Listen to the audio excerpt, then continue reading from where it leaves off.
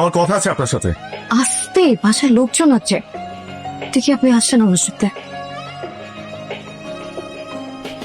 কি ব্যাপার এত সকাল সকাল এখানে?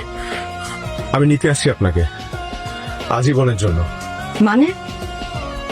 মানে আমি বিয়ে করতে চাই আপনাকে এখন, এই মুহূর্তে। আর আপনার মা? আপনার মা রাজি হয়েছে নাকি যুদ্ধ করে আসছেন? আমি এই মুহূর্তে আমার মাকে নিয়ে চিন্তা করতে চাচ্ছি না। আমি শুধু এখন চাই আপনাকে বিয়ে করতে, এই মুহূর্তে। আমরা এখনই কাজী অফিসে যাব, বিয়ে করব। আমি পারতেছি না আপনাকে ছাড়া থাকতে। আজীবন সহ্য করতে পারবেন আমাকে? আপনি পারবেন আমাকে নিয়ে থাকতে? আমি তো পারবো। তাহলে আমিও পারবো। চল। এই কাপড়ে বিয়ে করবো? একটা শাড়ি পরে আসি। লাগবে না শাড়ি। 5 মিনিট লাগবে।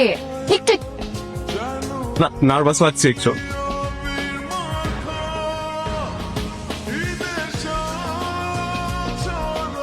কই ভাড়া দেন?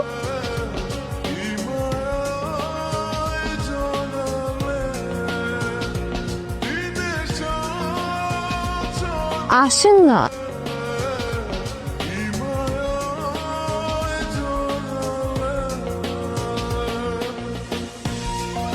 আসসালামু আলাইকুম আন্টি। আপনার ছেলেকে আপনার কাছে ফিরিয়ে দিতে এলাম। হঠাৎ এত দয়া দাক্ষিণ্য, কারণ কি? আমরা চাইলেই দুজনে আজকে বিয়ে করে ফেলতে পারতাম, কিন্তু আমি সেটা করিনি। মা বাবা হারানোর পর থেকে একটা জিনিস আমি খুব ভালো করে বুঝেছি, আমাদের জীবনে মা বাবা কতটা জরুরি। আপনার ছেলেকে আপনি ছোট থেকে এত কষ্ট করে মানুষ করেছেন, আমি কিভাবে আপনার ছেলেকে আপনার থেকে ছিনিয়ে নিই বলেন? মা বাবার আদর আমি কোনোদিন পাইনি আন্টি। আপনার ছেলে যখন আপনার গল্প করতো, আমি না মুগ্ধ হয়ে শুনতাম। আমার শুধু মনে হতো আমার মা যদি বেঁচে থাকতো, আমাকে হয়তো এভাবেই আগলে রাখতো, ভুল করলে সংশোধন করে দিত। আমার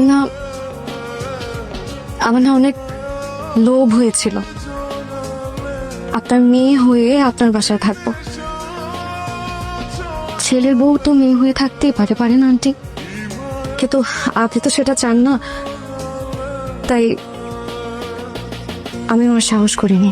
মা ছাড়া থাকা যে কতটা কষ্টের এটা বুঝি বলেই আমি তমালকে কষ্টটা দিতে চাইনি।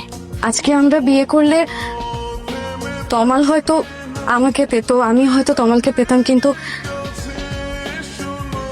তমাল তোমার মাকে হারাতো। আমি এটা কোনোদিন চাই না আন্টি।